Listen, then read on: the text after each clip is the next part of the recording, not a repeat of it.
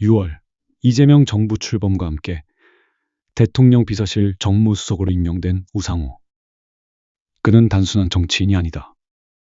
사선 국회의원, 더불어민주당 원내대표, 비상대책위원장을 역임하며 한국 정치의 중심에서 활약해온 인물이자 1987년 6월 항쟁 당시 연세대 총학생회장으로 민주화의 최전선에 섰던 86세대의 상징이다. 더욱 놀라운 것은 그가 윤동주 문학상과 5월 문학상을 수상한 등단 시인이란 점이다. 정치인 중에서 문학적 재능까지 인정받은 경우는 극히 드물다. 지금부터 정무수석 우상호의 이야기를 시작해보자. 1962년 12월 12일 강원도 철원군 동송면 오덕리에서 우상호가 태어났다. 이곳은 분단의 아픔이 서린 특별한 땅이었다.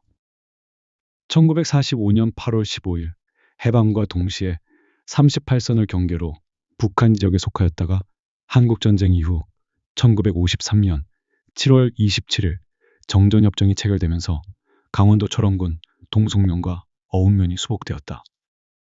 이곳은 정말 특별한 역사를 가진 곳입니다. 해방 후 약 5년 동안 북한 치하에 있었다. 즉, 우상호가 태어나기 불과 9년 전까지 북한 땅이었던 것이다. 1950년 남북전쟁이 터지자 철원은 인민군의 주요 남침 기지 역할을 했고, 이 때문에 미군의 집중 폭격을 받아 완전히 폐허가 되었습니다.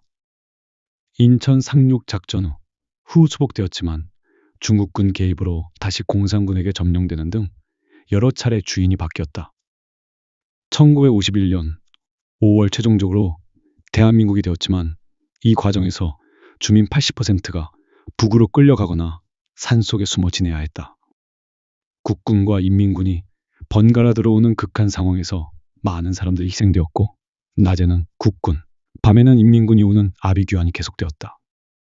결국 1953년 정전협정으로 수복지구가 된 철원에서 우상호가 1962년 태어난 것은 그 자체로 한국 현대사의 아픔을 품고 태어난 셈이었다. 동송면은 지리적으로도 매우 특별한 곳이었다. 강원도 철원군 동송읍의 남서쪽 일부 지역은 금악산을 중심으로 산봉우리들이 솟아있으나 나머지 지역은 용암대지로 형성된 평야였다. 철원군 동송읍의 용암대지는 북한 지역 강원도 평강군에 있는 오리산의 화산 폭발로 인해 형성된 현무암층으로 구성되어 있었다. 철원군 동송읍의 대부분이 철원 평야의 중심부에 있어 전담 면적이 68.4km에 달했다. 어린 우상호가 뛰어놀았던 이 땅은 화산 폭발로 만들어진 현무암 위에 형성된 비옥한 평야였다. 지형과 지세는 서남방으로 금악산을 중심으로 대체로 높은 산봉들이 솟아있으나 대부분 지역이 평야로서 한탄강이 남북으로 흘러 풍치가 좋고 경관이 수려한 곳이 많았다. 우상호의 고향 오덕리는 동송면의 여러 마을 중 하나였는데, 철원군 동송읍 오덕리, 이평리, 오지리에 걸쳐 대교천이 흘러 철원군 동송읍 장흥리에서 한탄강 본류에 합류했다. 맑은 대교천이 마을을 가로지르며 흐르는 아름다운 곳이었다. 이런 자연환경 속에서 자란 우상호는 어릴 때부터 자연을 가까이 하며 자랐을 것이다. 1960년대 초반 동송면은 전쟁의 상흔에서 서서히 회복되고 있던 시기였다. 마을 사람들은 대부분 농업에 종사했고, 비옥한 철원평야 덕분에 쌀농사가 주를 이뤘다. 어린 우상호는 이런 농촌 환경에서 자연스럽게 농촌의 정서와 공동체 의식을 체득했을 것이다. 어린 우상호는 농촌 아이답게 자연 속에서 뛰어놀며 자랐다. 철원이라는 지역 특성상 서울과의 교통이 편리했던 덕분에 다른 농촌 지역보다는 외부 문물을 접할 기회가 많았다. 한반도의 정중앙에 위치해 있으며 경원선, 금강산선 부설 이후 강원도의 주요 교통 거점으로 강원도 제2의 도시였으나 남북 분단과 한국전쟁으로 파괴되고 크게 쇠락한 상태였다. 우상호의 언어 환경도 특별했다. 철원의 지역은 중부방언의 경기 방언 중 경기도 양주시를 중심으로 한 경기 북부 언어권인 양주 방언권에 속했다. 다시 말하자면 의정부시, 양주시, 동두천시, 포천시와 동일한 방언권이며 강원권 사투리가 거의 없었다. 이는 어린 우상호가 표준어에 가까운 언어 환경에서 자라며 나중에 뛰어난 언변을 갖추는 데 도움이 되었을 것이다. 어린 시절 우상호는 동송초등학교에서 학창 시절을 시작했을 것이다. 당시 1960년대 말에서 1970년대 초 철원은 분단 현실을 직접 체감할 수 있는 곳이었다. 마을 사람들은 북으로부터 내려온 실향민들과 원주민이 함께 어우러져 살았고 이들로부터 분단의 아픔과 고향에 대한 그리움을 자연스럽게 들을 수 있었다. 철원의 지리적 특성상 겨울이 매우 추웠지만 의외로 철원은 영서 북부 지역에서 가평, 인제 다음으로 따뜻한 지역이었다. 1월 평균 기온이 화천 영하 7.2씨, 양구 영하 7.9씨로 철원보다 더 추웠다. 그럼에도 겨울이면 영하 10도를 밑도는 강추위가 몰아쳤고 어린 우상호는 이런 혹독한 추위 속에서도 친구들과 함께 얼음이 꽁꽁 언 대교천에서 스케이트를 타며 놀았을 것이다. 학창시절 우상호는 책을 좋아하는 아이였다. 국어 국문학과를 전공하게 된 것도 어려서부터 문학에 대한 관심이 남달랐기 때문일 것이다. 특히 시를 좋아했던 그는 이미 중고등학교 시절부터 시를 읽고 쓰는 것을 즐겼을 것으로 추정된다. 나중에 윤동주 문학상과 5월 문학상을 수상할 만큼 뛰어난 문학적 재능의 싹은 이미 어린 시절부터 보였을 것이다. 철원은 강원도이지만 수도권과의 접근성이 매우 좋았다. 용문 고등학교에 진학한 우상호는 고등학교 시절 더욱 넓은 세상에 대한 호기심을 키웠을 것이다. 1970년대 후반 한국 사회는 유신체제의 억압 속에서도 변화의 기운이 감돌고 있었다. 특히 문학 청년이었던 우상호는 당시 금지된 책들에 대한 호기심도 있었을 것이고 사회에 대한 비판적 사고도 조금씩 형성되어 갔을 것이다. 1979년 10점 이육 사태로 박정희 대통령이 암살되고 1980년 광주 민주화 운동이 일어났을 때 우상호는 고등학교 3학년이었다. 이런 격변의 시대를 고등학생으로 경험한 것은 그의 정치적 각성에 큰 영향을 미쳤을 것이다. 특히 광주의 참상을 전해 들으며 부조리한 현실에 대한 분노와 민주주의에 대한 갈망을 키웠을 것이다. 1981년 연세대학교 문과대학 국어국문학과에 입학한 우상호는 곧 학생운동에 눈을 떴다. 시를 사랑하는 문학도였던 그는 자연스럽게 사회 문제에 관심을 갖게 되었다. 1981년 대학에 입학할 당시는 전두환 정권의 억압이 절정에 달했던 시기였다. 학원 자율화 조치가 철회되고 학생들의 정치활동이 금지되었지만 젊은 대학생들의 열정은 억누를 수 없었다. 우상호는 대학 시절 내내 학생운동에 적극 참여했다. 그의 뛰어난 언변과 리더십은 동료 학생들 사이에서 인정받았고 마침내 1987년 연세대학교 총학생회장에 당선되었다. 동시에 전국 대학생 대표자 협의회 전대협 부의장도 맡게 되면서 그는 전국 학생운동의 중심인물로 부상했다. 1987년 6월 그 뜨거웠던 민주화의 봄이 찾아왔다. 우상호는 연세대학교 총학생회장으로서 수많은 학생들을 이끌며 민주화 운동의 최전선에 섰다.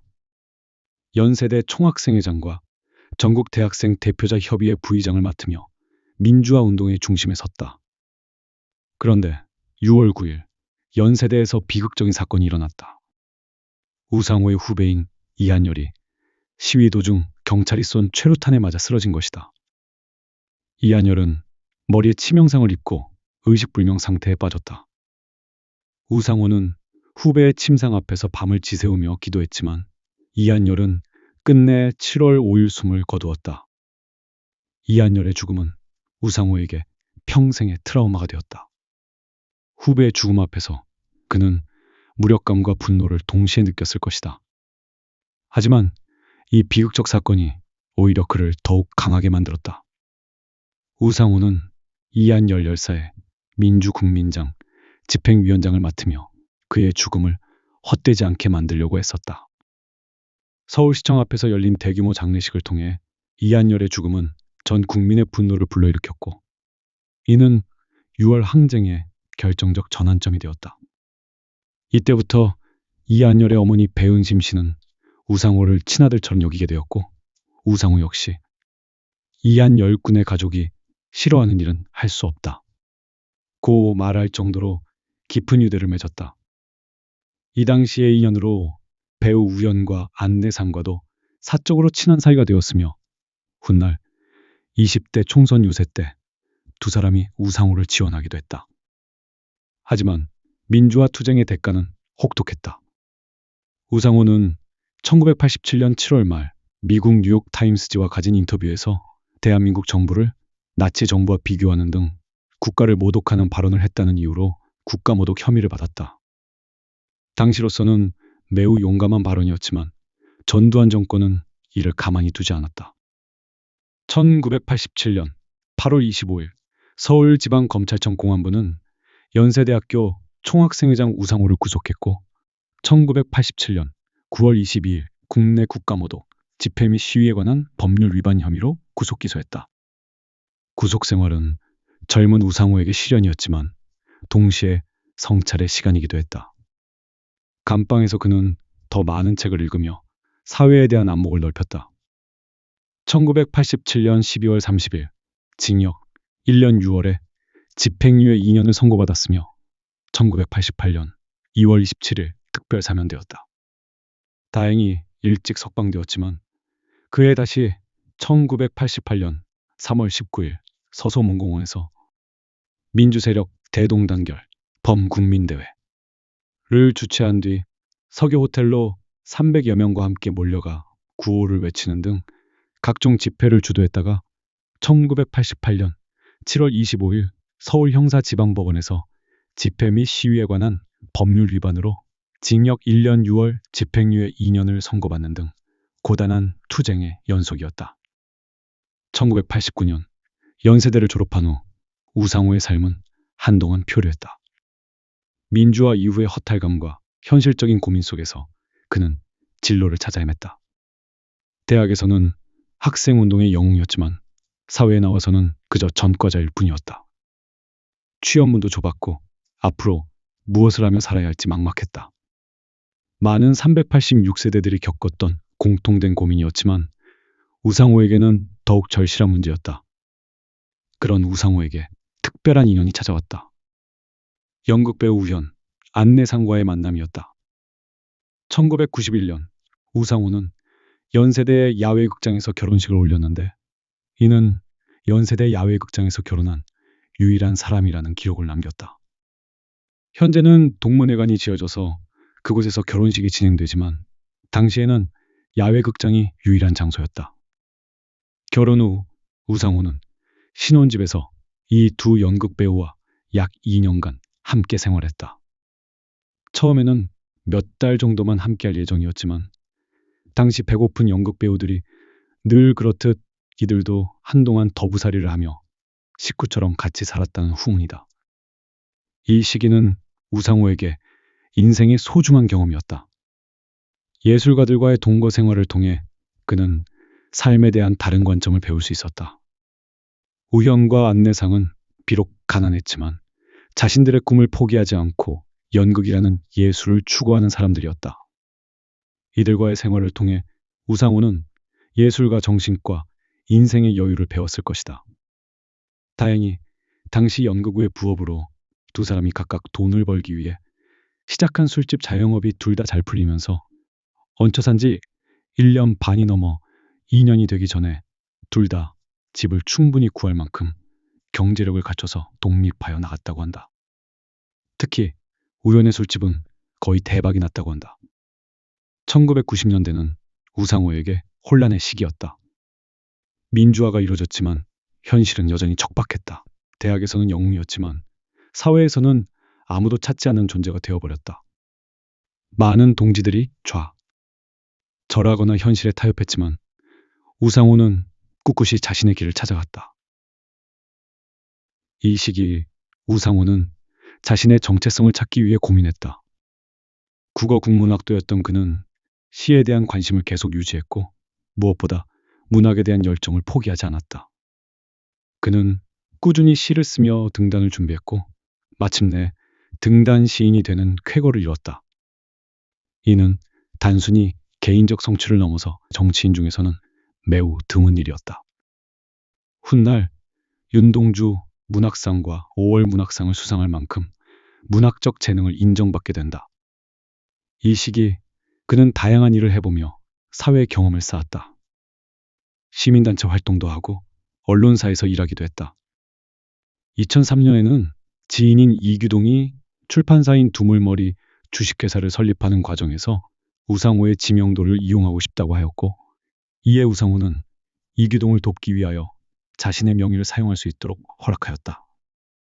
홍치산의 시집 등을 낸 출판사로 시에 관심이 많아서 그런지 본인이 직접 시집의 작품 해설도 썼다. 1990년대 말 우상호는 드디어 정치에 입문하기로 결심했다. 이는 쉽지 않은 결정이었다. 당시 386세대에 대한 사회적 시선은 곱지 않았고 기성 정치권에서도 이들을 달가워하지 않았다.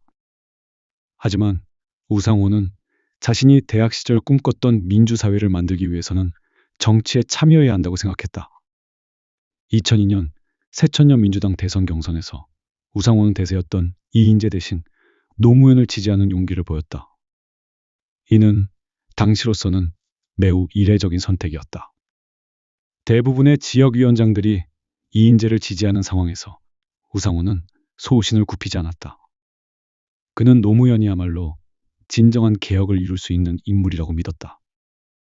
정통 운동권 출신이 아닌 노무현을 지지한 것도 특이한 결정이었다. 민주당 지도부와 노무현 캠프 간의 갈등이 심화될 때 우상호는 국민참여운동본부를 설립하고 부본부장을 맡으며 희망돼지 저금통 모금 방식으로 노무현을 지원했다. 이는 매우 창의적인 아이디어였다. 기업의 정치 자금에 의존하지 않고 시민들의 자발적 참여로 선거 자금을 마련하자는 것이었다. 우상호의 이런 아이디어는 나중에 한국 정치사에 큰 변화를 가져왔다. 결국 노무현이 대통령이 되면서 우상호는 386세대 정치인의 대표주자로 떠올랐다. 2004년 17대 총선에서 서대문구갑의 열린우리당 후보로 출마한 우상호는 연세대 동문인 이성원과의 첫 대결에서 승리하면서 국회에 처음 입성했다. 이성원과 우상호의 대결은 상징적 의미가 컸다. 이성원은 연대 학도 국단장, 우상호는 연대 총학생회장으로 같은 학번이면서도 정반대의 길을 걸었던 것이다. 한 사람은 체제 순응파, 다른 한 사람은 저항파였다. 이들의 대결은 단순한 선거 경쟁을 넘어서 한국 사회의 이념적 대립을 상징하는 것이었다. 첫 번째 대결에서 우상호가 승리한 것은 큰 의미가 있었다. 이는 386세대의 정치적 역량을 보여주는 상징적 사건이었다. 하지만 이성원도 쉽게 포기하지 않았다. 연세대 선배인 이성원 현 서대문 구청장과 총 6번 맞붙었다. 즉 국회의원 선거 나갈 때마다 이성원 전 의원과 대결한 셈이었다. 두 사람의 라이벌 관계는 이후 매 총선에서 되풀이됐고 우상호가 20대 총선에서 당선되면서 5판 3승을 거뒀다. 국회의원이 된 우상호가 가장 주목받은 것은 소통 전문가로서의 면모였다. 국어 국문학과 출신으로 등단 시인인 우상호는 조리 있는 말솜씨를 인정받아 열린우리당, 통합민주당, 민주당 대변인에 이어 2011년 박원순 서울시장 후보 대변인까지 지냈다. 2009년 8월 14일부터 김유정 민주당 대변인의 후임으로 민주당 대변인을 지낸 바 있다. 방송개혁위원회 대변인 등 당회 보직을 포함하면 총 8번에 이는 매우 이례적인 일이었다. 대변인은 언론 노출도가 올라가는 장점이 있으나 높은 업무 강도로 인해 여러 번 하는 경우가 드물며 거기다 지역구 국회의원이 여러 번 맡는 경우는 거의 없었다. 하지만 우상호는 당을 위해 기꺼이 희생했다. 그 덕분에 당을 위해 희생을 했다는 평가를 받는다. 한편 대변인을 자주 하면서 우상호는 다른 86그룹 정치인들과 선명성을 강조하는 의정활동을 하지만 다른 정치인과 달리 유연성이 있다는 평가를 받는다. 86 운동권 중에서 언론과 폭넓게 소통하는 몇 안 되는 인사였다. 우상호의 말솜씨는 정말 뛰어났다. 오랜 대변인 생활로 주옥 같은 말을 하기도 했다.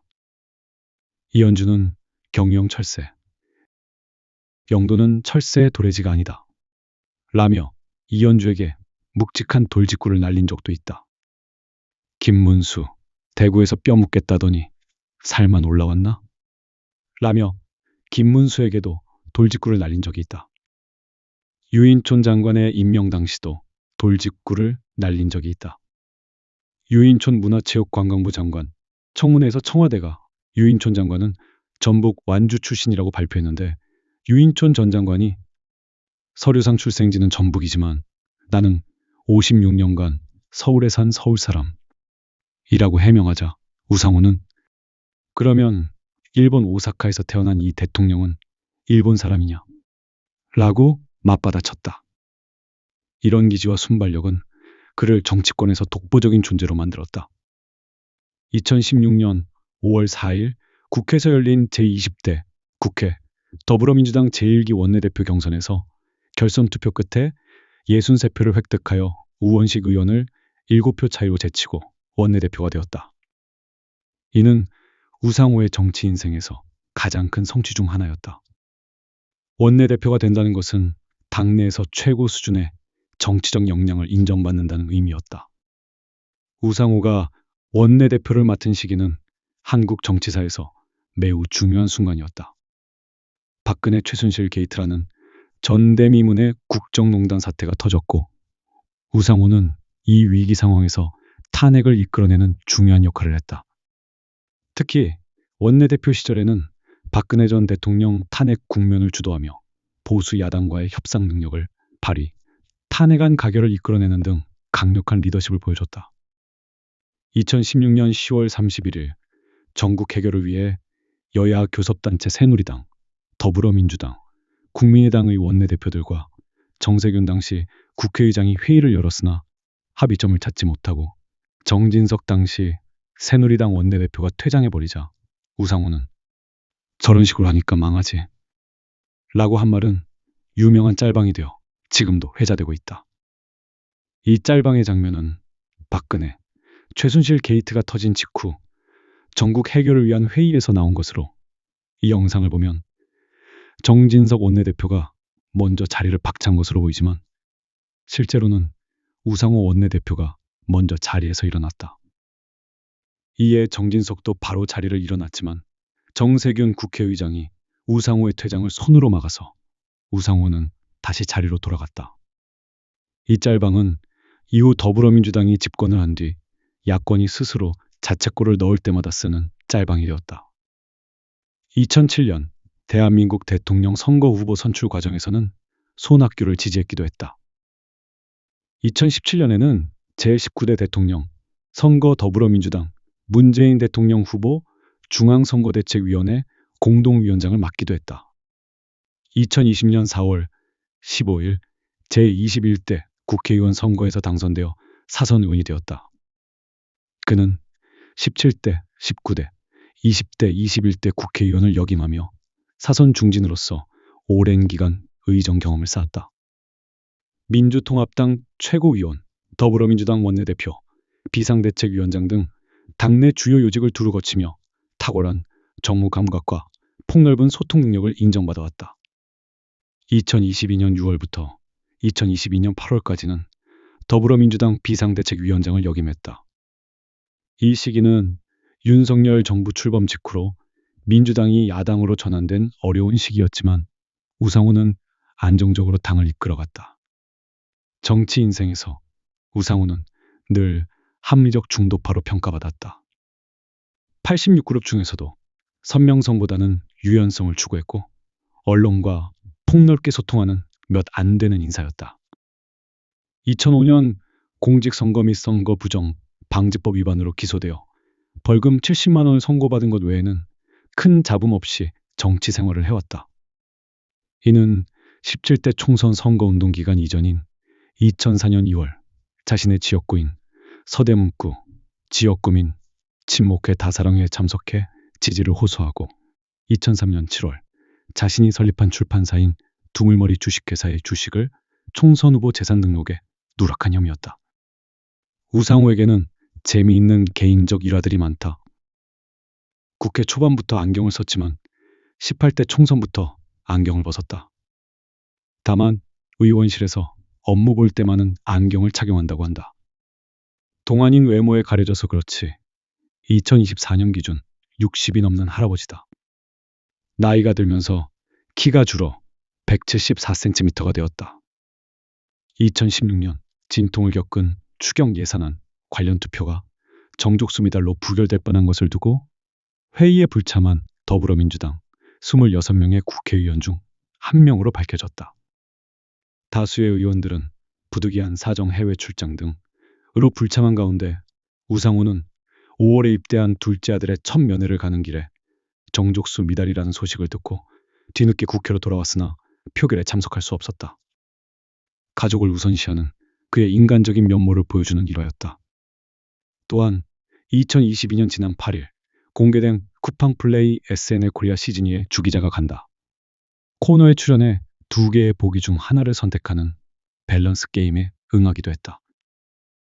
이때 표창장 위조한 딸과 상습적으로 도박한 아들을 선택하라는 요청에 후자를 택하는 모습을 보이며 후자는 반성하고 거듭날 수 있다. 는 이유를 들었다. 2025년 6월 이재명 정부가 출범하자 우상호는 대통령 비서실 정무수석으로 영입되어 새로운 역할을 맡게 되었다. 이에 따라 잠시 더불어민주당을 탈당한다. 정무수석의 우상호 전 의원이 홍보소통수석의 이규현 전 JTBC 대표, 민정수석의 오광수 변호사가 각각 발탁됐다. 대통령실은 국정 전반에 대한 이해도가 높고 합리성과 정무 감각을 겸비했다며 여야를 초월한 소통과 함께 국민 통합을 이끌 적임자라고 밝혔다. 우상호 정무수석은 사선 국회의원으로 더불어민주당 원내대표와 비상대책위원장을 역임했으며 여야 상생에 대한 확고한 철학을 갖춘 인물로 통합의 적임자로 평가받고 있다.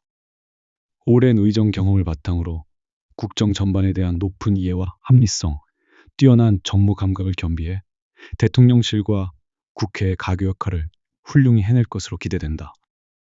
지금도 우상호는 고향 철원에 땅을 구입해 부모님의 묘를 옮기고 작물을 계속해서 재배하고 있다. 서울 연희동교회 집사로 신앙생활을 하며 강아지 보미와 함께 소박한 일상을 보내고 있다. 보증금 4억 원에 50만 원의 월세를 내는 형태의 반전세로 살고 있다고 공식적으로 서울시장 경선 때 스스로 밝혔을 정도로 소탈한 생활을 하고 있다.